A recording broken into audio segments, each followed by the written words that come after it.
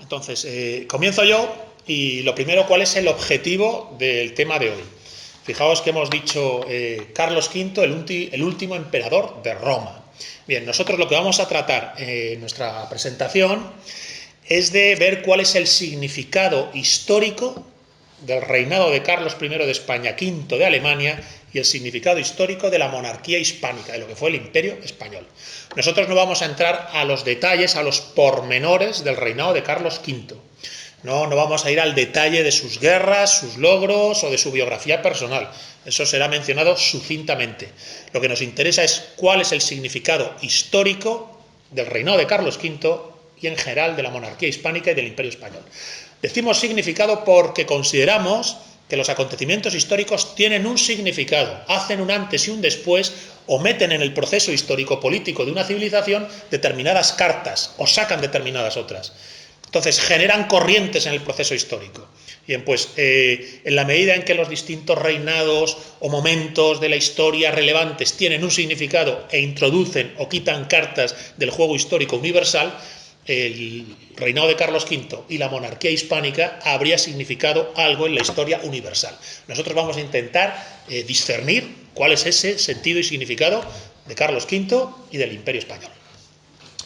Bueno, después de esta introducción de Gonzalo, vamos a hacer una pequeña, como ha dicho Gonzalo, una breve semblanza, porque a lo mejor alguno de vosotros no tiene una visión más o menos clara de la biografía de Carlos V, tampoco vamos a entrar en exceso, pero bueno, simplemente, de alguna manera, esta breve semblanza, como os digo, nos va a servir de justificación para lo que vamos a ver posteriormente, que van a ser los 5 puntos clave, por supuesto, muy bajo nuestro punto de vista, de lo que significó el reinado, la época de Carlos V.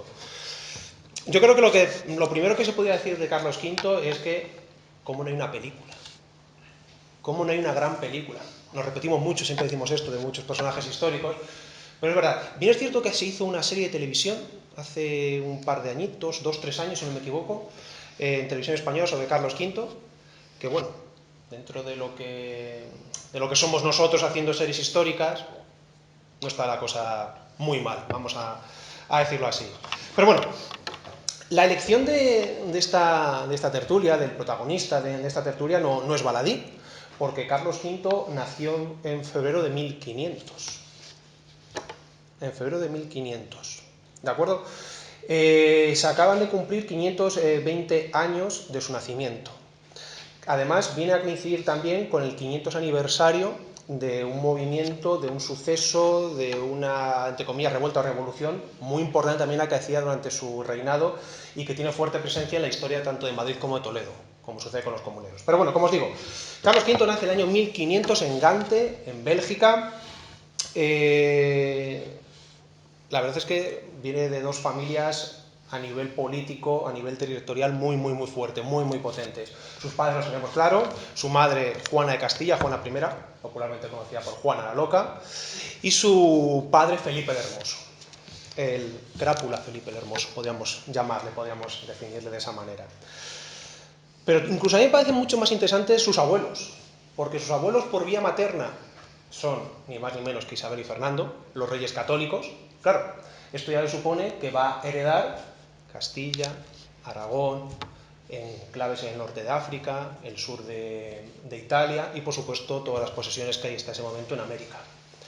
Y luego, por vía paterna, tenemos al emperador Maximiliano I de Austria y a su abuela María de Borgoña. Y claro, todo esto le supone heredar Austria, Países Bajos, el Franco Condado, Luxemburgo y los derechos al título de emperador. Por lo tanto, más caché, más top, más sangre azul es complicado, es difícil tener.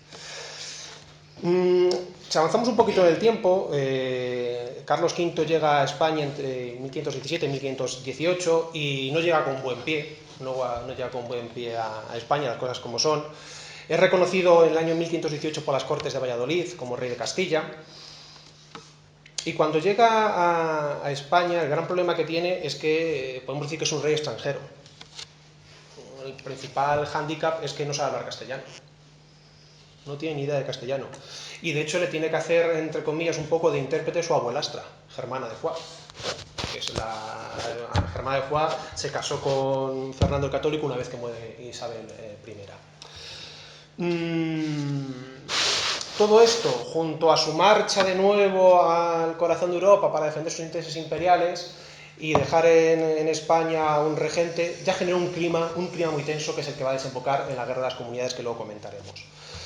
Para seguir avanzando, en el año 1526 se casó con Isabel de Portugal, su gran amor, su gran sustento, una figura muy interesante también. Lo que pasa es que Isabel de Portugal murió relativamente pronto, murió en 1539.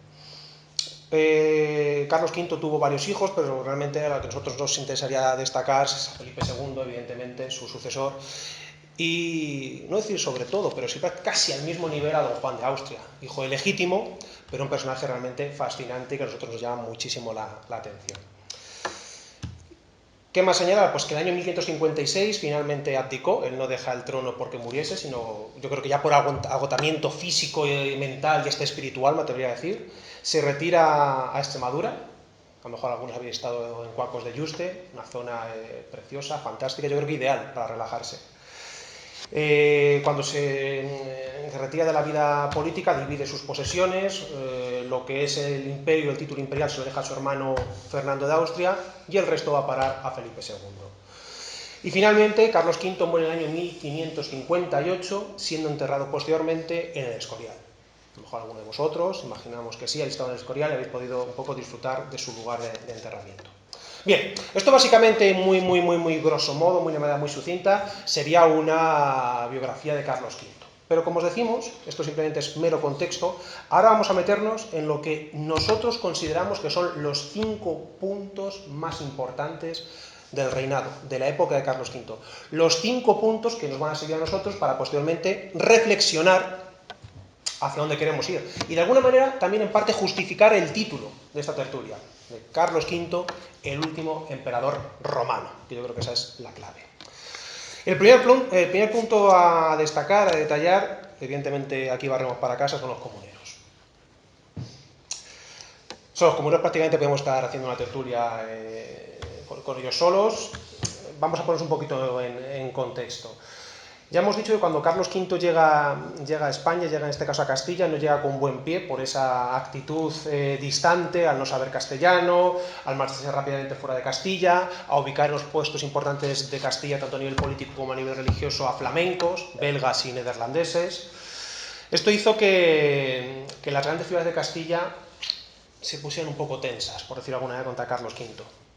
Ciudades como Toledo, como Ávila, como Segovia, como Salamanca, ciudades más pequeñas como Cuenca, Guadalajara, la propia Madrid, se unen contra Carlos V, más que contra Carlos V como personaje, contra su política, por decirlo de alguna manera. Serán conocidos como los comuneros.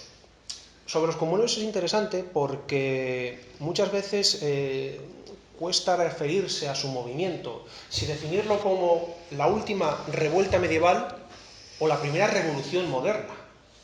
Estaría a caballo de esas dos cuestiones. Y claro, es algo muy fuerte, yo creo, son dos conceptos muy potentes. Última revuelta medieval o primera revolución moderna. Estamos seguros que si esta definición se aplicase a cualquier hecho político de Francia, de Inglaterra o de Alemania, la tendríamos hasta en la sopa. Pero como es una cosa española y castellana, parece que pasa un poquito entre puntillas. Los comuneros realmente tenían todas las de perder, siendo claros. ¿Por qué? Porque no contaban ni con el apoyo de la Iglesia, quitando algún personaje importante como el obispo de Zamora, don Antonio Acuña, y tampoco contaban con el apoyo de la gran nobleza castellana, que es básicamente con la que se tuvieron que enfrentar. Los comuneros es un movimiento que, aunque sí tiene su apoyo en el sector del campesinado, del pueblo llano, es un movimiento muy urbano, muy de la hidalguía y de la baja nobleza, eso hay que tenerlo presente. Contaron con el apoyo de la reina Juana de Castilla, Juana Loca, de hecho la consideran su reina a través de la Junta de Tordesillas, pero como decimos, no podían ganar, y de hecho fueron derrotados, aunque tuvieron algún éxito militar, como en Torrelobatón. Pero el 23 de abril de 1521, que actualmente, como sabéis, es el día de la Comunidad Autónoma de Castilla y León, tuvo lugar la batalla de Villalar. Fue un desastre para los comuneros. En esa batalla no murieron los grandes capitanes comuneros, Padilla, Bravo y Maldonado. Padilla, capitán de las huestes toledanas, Bravo, capitán de las huestes segovianas, aunque hay que decir que Bravo no era segoviano, era de Atienza, de Guadalajara, y Maldonado, capitán de las huestes de Salamanca. Ellos mueren posteriormente cuando son ajusticiados. Y hay una anécdota un tanto legendaria, un tanto romántica, recogida por algún cronista y que seguramente tiene que ver mucho con, como decimos, con el imaginario legendario de los comuneros. Y es que cuando iban a ser ejecutados, y se está leyendo las acusaciones que reciben, una de ellas, evidentemente, es la de traición. Y claro, Juan Bravo se revuelve y dice que de traidor es nada, que más bien todo lo contrario. Y parece ser que se enfrenta un poco a sus verdugos, y en ese momento Juan de Padilla la agarra y le dice: señor Bravo, ayer era día de luchar como castellanos, hoy es día de morir como cristianos. Ante esa escena, Juan Bravo pide ser ejecutado el primero porque no quiere ver morir a tan noble caballero. Bueno, todo esto evidentemente forma parte de la mítica de los comuneros. Siempre los perdedores generan mucha más, me atrevería a decir, mítica que los vencedores. El movimiento comunero no murió en Villalar, sino que murió prácticamente casi un año después, en febrero de 1522, en Toledo. En Toledo nace el movimiento comunero y en Toledo muere el movimiento comunero. De ahí muchas veces nuestras reivindicaciones. Y sigue existiendo gracias a una mujer. Hoy en día que se habla tanto del papel de la mujer en la historia, pues en el siglo XVI, la Leona de Castilla, María Pacheco, resistió en Toledo las pretensiones imperiales, pero evidentemente no podía vencer y tuvo que marcharse de Toledo, huir a Portugal y morir en el exilio. Realmente los comuneros, como os decimos, tienen mucha atracción por esa épica, por la anécdota que os hemos comentado de la decapitación, porque es un suceso histórico que también genera muchas leyendas muy vinculadas evidentemente, por ejemplo, a la ciudad de Toledo, como la famosa leyenda de la comitiva espectral del obispo Acuña. De hecho, Toledo tiene, por decirlo así, una santa compañía gracias a esta leyenda vinculada a los comuneros, que además se desarrolla dentro de la catedral, ni más ni menos. También tiene una parte de manipulación, por querer ver o aplicar elementos de los comuneros al siglo XX, siglo XXI, querer asociar comuneros con otros movimientos políticos que nada tienen que ver del siglo XIX, siglo XX o siglo XXI. Hay errores como, por ejemplo, la cuestión de las banderas. Muchas veces habéis visto el morado comunero, falso. En Villalar solo hubo rojo carmesí, que es el color de Castilla. ¿De acuerdo? Ha sido, es y deberá ser. Por lo tanto, y en resumen, consideramos que las comunidades de Castilla, a pesar de ser una victoria absoluta y aplastante para Carlos V, fueron un toque de atención para que asumiese que el centro, que el corazón de su imperio debía ser Castilla. En este sentido, nosotros consideramos que si vamos a seleccionar 5 momentos de la historia del reinado de Carlos V, en cada uno de ellos hay una significación. El movimiento comunero, la revuelta comunera, son 2 cosas. La asunción por parte de Carlos V de que Castilla va a ser la parte fundamental del proyecto imperial que él va a dirigir, y por otro lado, en Castilla esa revuelta acaba convirtiéndose a posteriori, tras la victoria de Carlos V, en la asunción por parte de Castilla de que iban a estar integrados en un proyecto más vasto, que era el de la monarquía hispánica, el del imperio.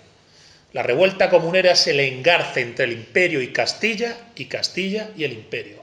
Un engarce a costa de guerra, pero cuyo resultado final es que al frente de ese imperio está lo castellano, y lo castellano se convierte a su vez en abanderado de ese imperio. Punto número 1 para comprender el reinado de Carlos V, el papel de Castilla. Punto número 2, este es para mí el más importante. Carlos V se enfrenta a la Reforma protestante. Le surge en plena Europa la revuelta de Lutero. Y esto no es cuestión menor. La revuelta luterana es algo más que una revuelta contra una iglesia católica corrupta que vende la salvación, que vende el tiempo en el purgatorio, más allá de las corruptelas, de las podredumbres de la institución eclesiástica de Roma. La Reforma protestante era un cambio completamente antropológico. Lutero lo que estaba poniendo sobre la mesa era algo que hasta ese momento en Europa no se había dado. Era lo siguiente: la idea de que la trascendencia, los cielos, el merecer la otra vida, no dependía de nuestras obras, sino solo de la pura fe. Era una reducción del horizonte de trascendencia a lo puramente devocional. Eso no había pasado ni en época pagana, ni en el gran ciclo católico, que es el medievo.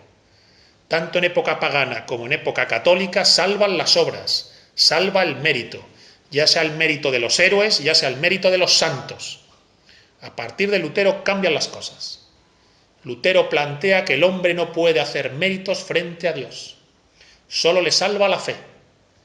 Posteriormente Calvino, tirando del hilo de Lutero, dirá que siendo así, el único lugar donde se hace mérito es en la tierra, y el mérito terrenal es la riqueza material.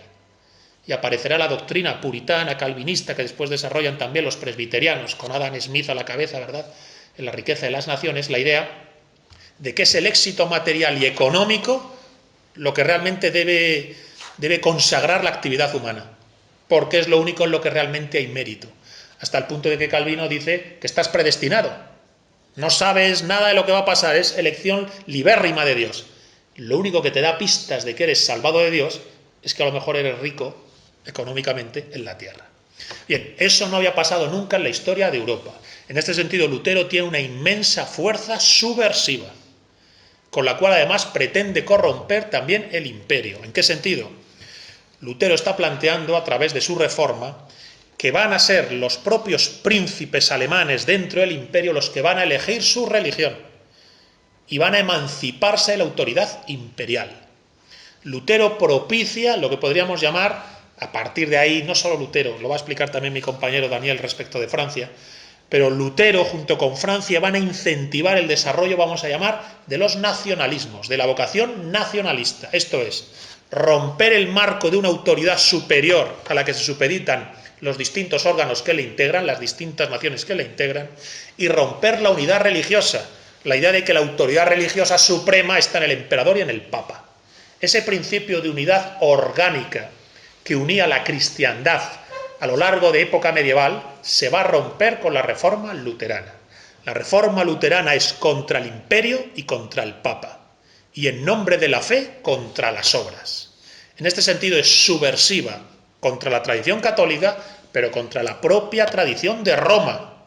El imperio romano ya es un principio unificador de lo diverso conforme a una autoridad política que trasciende las autoridades regionales y conforme a una autoridad religiosa que trasciende las distintas variantes religiosas del imperio. Lo explicaremos después, pero a las romanitas de la antigüedad le continuó la cristianitas del medievo. La reforma luterana es un ataque directo a esa cristianitas medieval. Entonces, si un primer dato del reinado de Carlos V son las comunidades, y con esto básicamente lo que queremos decir es la entrada de Castilla en el proyecto imperial y la entrada del proyecto imperial en Castilla, el segundo problema que realmente tiene que hacer frente y que es devastador es la ruptura de lo que se llama el ecúmene medieval, la ruptura de la cristiandad, por culpa de la reforma protestante y de los distintos movimientos protestantes que vendrán después. Aquí nosotros planteamos que en la famosa dieta de Worms, cuando está intentando negociar con Lutero, Carlos V se equivoca. Pues pretende tener la actitud de un caballero medieval respetuoso. Va a hacer lo mismo con el rey de Francia. Se equivoca. Lo correcto hubiera sido decapitar a Lutero allí mismo. Lo digo así de claro. Estás frente a una amenaza que acaba de empezar y que puede tener un recorrido corrosivo. Creo que no entendió bien en ese momento lo que estaba pasando. Y directamente a un hereje de ese calibre se le corta la cabeza. No lo hizo y finalmente, aunque guerreó y luchó contra los luteranos, luego lo veremos, lo mencionaremos, la guerra de los 30 años, la paz de Westfalia, mucho tiempo después, pues es finalmente la victoria luterana sobre el ciclo católico europeo. El ciclo católico europeo lo van a poner fin los protestantes. Muere en la paz de Westfalia, tiempo después de Carlos V. Si hubiera cortado la cabeza a Lutero, igual las cosas hubieran sido diferentes. Entonces, segundo gran elemento del reinado de Carlos V, el problema luterano. Pero hay más. Hay un problema francés y hay un problema con el Papa, que tiene que ver con las naciones. Bueno, después de la conos y cabeza de Lutero, realmente, como ha dicho Gonzalo, aunque le hubiese cortado la cabeza, Carlos V seguía teniendo problemas eminentemente europeos, y problemas dentro de la cristiandad, y problemas entre vecinos. Esperamos que ningún francés se ofenda, pero es que aquí hubo una traición total y absolutamente rotunda a la esencia europea, que en ese momento era una esencia cristiana y católica, porque estamos hablando antes, incluso todavía de todos los jaleos con Lutero. Y es que el rey de Francia, Francisco I, no lo entiende. O tal vez, mejor dicho, no lo quiere entender, o no le conviene entenderlo. Tal vez Francisco I a priori pensaba que la disputa inicial con Carlos V simplemente era una cuestión por la hegemonía europea, pero no, esto iba mucho más allá, mucho más allá. Y si Carlos V se equivocó no ejecutando a Lutero, que bueno, yo creo que con haberle encerrado hubiese bastado, pero bueno, Gonzalo aquí es más cañero que yo. Con Francisco I pasó lo mismo. Si cuando las tropas españolas vencen a las francesas en la batalla de Pavía en el año 1525 y el rey de Francia, ojo, esto es muy importante, el rey de Francia fue apresado. En un primer momento las tropas españolas no se dieron cuenta, simplemente vieron a un tipo muy bien vestido, pues, un gran noble, un gran aristócrata. Claro, ya cuando le dicen que habéis cogido al gordo, no porque fuese gordo, sino por lo que suponía, que habéis cogido al rey de Francia, a Francisco I. Pues Francisco I se le trajo a España, se le trajo a Madrid y se le encerró aquí. Se le encerró aquí en la Torre de Lujanes, efectivamente. Claro, Carlos V se pensaba que Francisco I iba a ser un caballero medieval, porque Carlos V también tenía mucho de caballero medieval, y pensaba que negociando con él, Francisco I iba a respetar el hecho de no enfrentarse a España, de no atacar el norte de Italia, de no atacar las posesiones españolas, Milanesado, Franco Condado, Luxemburgo, etcétera, etcétera. Pero evidentemente Francisco I, como buen francés, aceptó, pero luego volvió a sufrir un ataque de chauvinismo clarísimo y rotundo, incluso importándole mucho más acercarse al gran enemigo, no solo de Carlos V, sino de toda Europa, que era el Imperio Otomano, acercarse a él con tal de luchar y de perjudicar a Carlos V y por ende, evidentemente, al Imperio y a España. Y Francisco I buscó aliados, y aparte de esa cercanía con el mundo musulmán, con el mundo otomano, que luego comentaremos también, encontró apoyos en Inglaterra, con Enrique VIII, encontró apoyo con las ciudades italianas, algunas de ellas, y también encontró un apoyo inicial en el Papa Clemente VII. Y esto es curioso, porque si tenemos a Carlos V como el gran adalid de la cristiandad, el gran paladín de Dios, del Dios católico, el Papa se pone en contra. Puede suponerse que por un miedo al poder del imperio, al poder del emperador, pero que no lo justifica. Y evidentemente Carlos V atacó al Papa. Carlos V no se andaba con muchas tonterías. Y atacó al Papa, que en ese sentido era mucho más fácil que atacar a Francia e iniciar una nueva guerra en el corazón de Europa, etc. Y las tropas españolas y alemanas fueron a Roma. Y atacamos Roma. ¿Pero qué pasa? Que aquí, digamos que la cosa se fue un poco de las manos a Carlos V. Las tropas españolas y alemanas no cobraban, y al no cobrar, saquearon Roma. El famoso concepto, término de la furia española, ¿os suena? Que no solo se aplica como jugábamos antes al fútbol, sino viene de esto, del año 1527, cuando las tropas españolas, y ojo, alemanas también hay que decirlo, saquean Roma, pero no solo a nivel económico, sino de todo tipo. Y si hubiesen pillado al Papa, a lo mejor Clemente VII sí hubiese perdido la cabeza. Menos mal que se escondió en el castillo de San Angelo y pudo evitarlo. Pero bueno, esto realmente sí fue un toque de atención, no tanto para Francia, como sí para el Papa, porque el Papa en ese momento se da cuenta que no puede ir contra el emperador. Yo creo que realmente seguía sin entender lo que significaba la figura de Carlos V como emperador, luego lo comentaremos. Y hay una reconciliación. Año 1530, como los antiguos césares, como los antiguos grandes emperadores, es coronado emperador por el Papa Clemente VII, como os decimos. Pero para cerrar esta cuestión, no deja de ser cuanto menos significativo que dos elementos tan importantes en Europa, como son Francia y como es Roma, como es el Papa, no entiendan realmente lo que significa el proyecto imperial. No entiendan que realmente se cernía un terrible peligro sobre Europa. Y ese peligro estaba llamando a las puertas del Mediterráneo. Ese peligro, como lo comentaremos, llegó hasta Viena. Y el único freno fue Carlos V.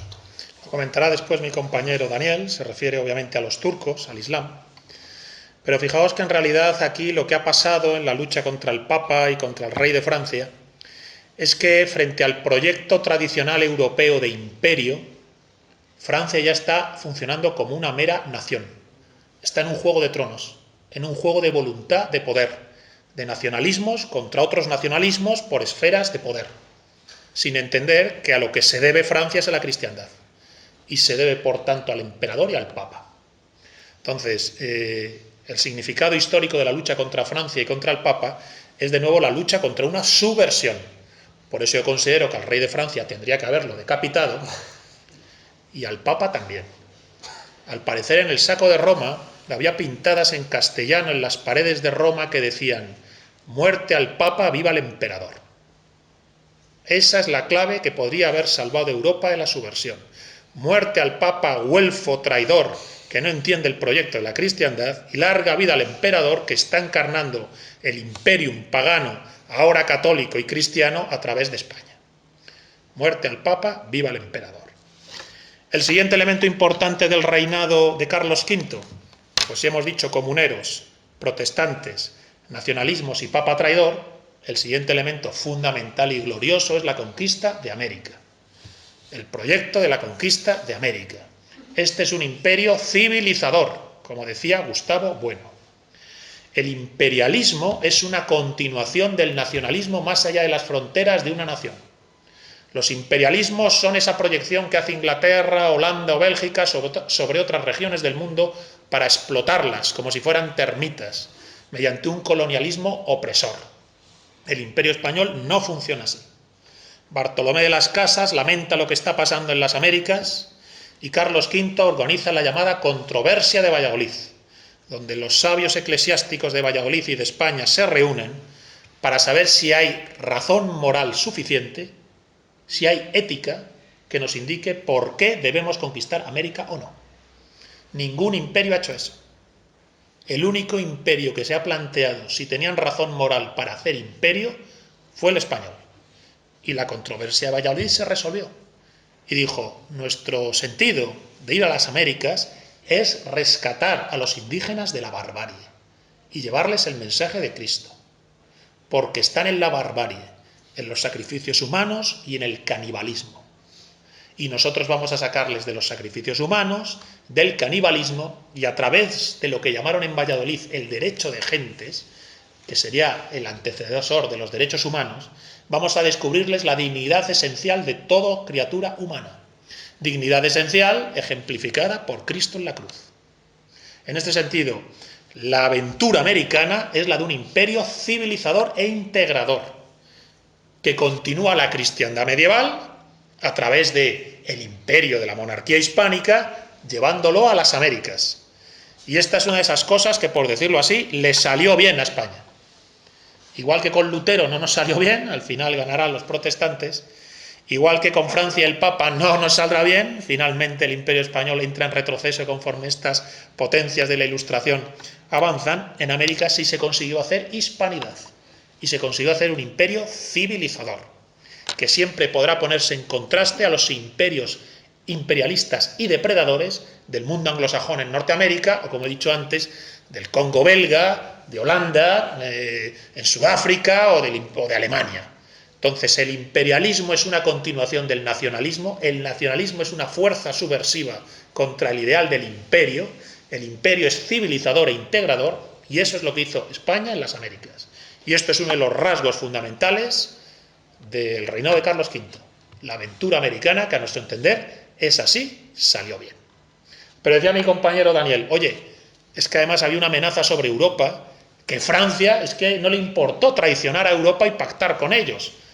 Hablamos del Islam, de los turcos. Efectivamente, porque si En un extremo del Mediterráneo teníamos un imperio, Carlos V, el Imperio Español, en otro extremo del Mediterráneo había también otro gran imperio, otro gran y poderoso imperio, el otomano. Muy brevemente, si el Imperio Español estaba dirigido, el Imperio Europeo, el Imperio Alemán está dirigido por un gran personaje como era Carlos V, las cosas como son, el Imperio Otomano también. Solimán el Magnífico. Solimán el Magnífico, que llega a llamar a las puertas de Viena. Es que el peligro ya no solo es Europa Oriental, es que Viena es centro Europa. Y si cae Viena, Alemania, Francia, aunque bueno, Francia parece que le daba un poco igual. Hasta ahí llega el peligro turco. Es que el peligro musulmán no solo viene por tierra desde Europa Oriental y Central, sino también viene a través del mar, a través del Mediterráneo, con los piratas berberiscos, donde también hay un gran personaje, Barbarroja. Carlos V tiene que luchar contra Solimán el Magnífico y contra Barbarroja. Y tiene sus victorias y sus no victorias o derrotas, como pasó con los berberiscos en el fracaso de Argel en 1541. Realmente, con el mundo musulmán, Carlos V podemos definirlo bien como tapón, como freno. Donde realmente sí llegan los éxitos es con su hijo, con sus hijos, mejor dicho. Felipe II y Juan de Austria. Lepanto, Túnez, todos recordaremos. Ahí sí que llegó el gran éxito contra el musulmán. Pero Carlos V, desde su posición como gran príncipe europeo, como gran príncipe cristiano, como gran emperador, sabía que su rival estaba tanto arriba como abajo, tanto al norte como al sur. Sabía que tenía que frenar al Imperio Otomano y a los berberiscos, y que era uno de sus grandes proyectos de gobierno, uno de sus grandes proyectos militares. Y ahí sí que no había marcha atrás, porque la marcha atrás era que los musulmanes llegasen de nuevo a Andalucía, porque los piratas berberiscos saqueaban las costas españolas. Eso Carlos V lo sabía. Carlos V no podía permitirlo. Y hay que decirlo, prácticamente en el Mediterráneo actuó solo. Apenas contó con el apoyo europeo. Parece que el resto de Europa no entendía el peligro que era el Imperio Otomano. Pero bien, con esto yo creo que cerramos estos cinco grandes puntos Comuneros, Lutero, Francia y el Papa, la conquista de América y la lucha contra el Islam. Los berberiscos en el norte de África y el turco al otro lado en el Mediterráneo oriental. Cada uno de esos frentes nos está señalando lo mismo. España, a través de la monarquía del imperio de Carlos V, está encarnando el arquetipo del imperio y lo está tratando de actualizar y mantener. Y tiene que luchar contra el enemigo musulmán, contra el enemigo interior protestante, contra la subversión de Francia. Y ese es el proceso en el que entra Carlos V y ya entra el Imperio Español hasta su fin. Esa es la guerra del Imperio Español. Entonces, a partir de aquí, nosotros entendemos que el Imperio Español está siendo la continuación de algo. Está encarnando algo que viene de antes y que, por desgracia, España tuvo que hacerlo frente como ya una corriente de subversiva que podía romper con lo que había sido hasta ese momento la tradición política europea. Porque nosotros lo decimos en alguna de las rutas que hacemos. Carlos V, el imperio de Carlos V es el mayor y el mejor reflejo de lo que significó el Imperio Romano. Las romanitas, la cristianitas y la hispanitas en Carlos V van de la mano, porque hay un auténtico ideal imperial. Porque Carlos V asume el papel de Adriano, de Trajano, de Constantino, de Teodosio y, por supuesto, de Carlomagno. Carlos V lo tiene clarísimo. Como primera Austria que hace nuestra historia, él sabe que el reflejo del Imperio Romano está en sus manos. Y ese reflejo está en peligro. Y él, como emperador universal, prácticamente tiene que morir defendiéndolo. Es una persona con una visión, con unas miras intelectuales y políticas alucinantes, como pocos en la historia. Nosotros entendemos que es el personaje que mejor define la esencia europea basada en la tradición romana. Efectivamente, consideramos que el ideal político por excelencia de la tradición europea es el imperio, que este imperio tiene sucesivas encarnaciones, es capitaneado por distintos pueblos o naciones. España lo capitanea durante casi 300 años. La capitanía que hace España del proyecto tradicional europeo de imperio sería la continuación de eso que ha llamado mi compañero Daniel la Romanitas, la Cristianitas y la Hispanitas, como siguiente encarnación del ideal del imperio. Ahora, este imperio se enfrentó no ya a otros imperios en una especie de lógica de juego de tronos, sino que se enfrentó a una fuerza subversiva, que fue la herejía protestante. El verdadero enemigo del imperio no fueron los turcos ni los moros. Eso estaba ahí desde antes. Ya en la Edad Media hay un problema entre la cristiandad y el islam. Aquí lo que ocurre es que desde dentro de la cristiandad surge una fuerza corrosiva que desmonta la cristiandad por dentro, en la que Francia tiene un papel fundamental. Las guerras italianas en tiempos de Gonzalo Fernández de Córdoba ya son guerras contra nacionalismo francés, y por supuesto la reforma protestante, que incentiva los nacionalismos y que produce el cambio antropológico, el giro antropológico luterano, por el cual el sentido de la vida se resuelve en la riqueza material y no puedes hacer méritos frente a Dios. En el momento en que se te cierra la puerta para por tus méritos merecer los cielos, estás abocado o a ser un puritano que siga rajatabla una verdad revelada, como ha ocurrido con el salafismo musulmán. Estás obligado entonces a seguir a rajatabla una verdad revelada, o tarde o temprano dejar de lado las verdades trascendentes y dedicarte a la materia, que es lo que ha pasado en Occidente. El giro luterano es entonces la gran fuerza disruptiva a la que tuvimos que hacer frente. En este sentido, si la monarquía hispánica y Carlos V significan cristianitas, romanitas, cristianitas, hispanitas, esto en términos teológicos es una palabra griega que no sé si la voy a pronunciar bien. En teología esto se llama catejon. Es una palabra griega que significa obstáculo providencial. El imperio español fue el obstáculo providencial para evitar el avance de las fuerzas de la subversión, encarnadas por Francia, por Inglaterra, por los rebeldes de Bélgica y de Holanda y por la reforma luterana. Y este obstáculo providencial luchó hasta agotarse, pero fue derrotado. La paz de Westfalia es la derrota de la alternativa española. España pretendía actualizar en tiempos modernos la tradición europea. Lutero pretendía en tiempos modernos romper con la tradición europea y generar otra cosa. Bien, esa otra cosa es la que ganó la guerra. El proyecto español fue derrotado. La significación histórica del Imperio Español y de Carlos V es entonces la de ese obstáculo providencial, de ese último emperador romano frente a las fuerzas de la subversión que habrían ganado la guerra.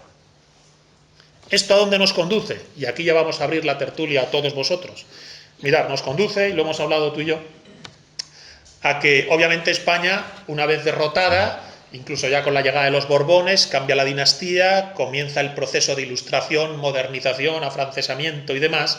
Bueno, pues llegamos a la idea de que podríamos decir, como ha dicho por ejemplo Pérez Reverte, que nosotros en el siglo XVI y XVII en las guerras de religión nos equivocamos de Dios, que en el concilio de Trento nos equivocamos de Dios, que España tenía que haber sido luterana.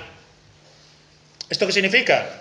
Que España lo que tiene que hacer es asumir la derrota como una derrota providencial, querida del destino, y España tiene que hacerse moderna. Es decir, tiene que asumir que su proyecto de nación, de ser humano, de tipo humano, es el de la modernidad. Y a partir de aquí puedes llevarlo hasta el final y decir que España está incompleta. Así lo plantean, por ejemplo, determinados sectores de la izquierda y del separatismo. España está incompleta. Mientras no se acabe con la monarquía y no se establezca el derecho de autodeterminación, seguimos siendo continuación de la España rancia que debía haberse puesto del lado de Lutero en Trento. Es como una continuación hasta sus últimas consecuencias de la leyenda negra. Bien, pues estarían aquellos que piensan, bueno, pues bienvenida sea esa derrota, seamos modernos hasta el final. Otra opción es la de aquellos que podrían decir, me encierro en la Torre de Marfil en la nostalgia de las glorias imperiales. Nostalgia vana. La nostalgia vana, y me dedico a estudiar y pormenorizadamente el siglo de oro e idealizar el siglo de oro. Hacer un fetiche del siglo de oro español. Pues no nos vale tampoco esa opción. Nosotros consideramos que la opción es intentar dar un renovado horizonte a España respecto de lo que tenga que venir. Un horizonte que no puede ser ni dar marcha atrás y hacer un fetiche del siglo de oro, ni asumir plenamente que nos ganaron la guerra y que tenemos que ser una nación post-luterana. Europa entera es post-protestante. El modelo antropológico de Europa es el que deriva de la herejía protestante y la Ilustración. Vivimos imbuidos de las consecuencias últimas de la Reforma. Las consecuencias últimas de la Reforma que nos pueden llevar a decir que España está bien como está, una nación moderna, ya está, un tentáculo más de la globalización, o podemos llegar a decir que incluso hay que ir un paso más allá y generar, como dijo Joan Tardá en el Congreso de los Diputados, la República Confederal de los Pueblos de Iberia, y entonces poner fin definitivamente a la historia de España. Bien, esa sería una opción. Asumir el proyecto filoprotestante en el que está imbuida la civilización occidental. Que jamás será la nuestra. Esa opción nunca es la nuestra. La otra opción es la de la Torre de Marfil. La nostalgia vana, el fetiche histórico, el siglo de oro. Tampoco. Nosotros consideramos que hay que, entendiendo nuestra historia, abrirse a un repensar y reinventarse nuestro país. Desde nuestra esencia y nuestra verdad, repensar y reinventarnos cuál es el sentido que puede tener a día de hoy España y los españoles para el siglo XXI. Y por nuestra parte poco más, empezamos la tertulia, os pasamos la palabra, muchas gracias por atendernos.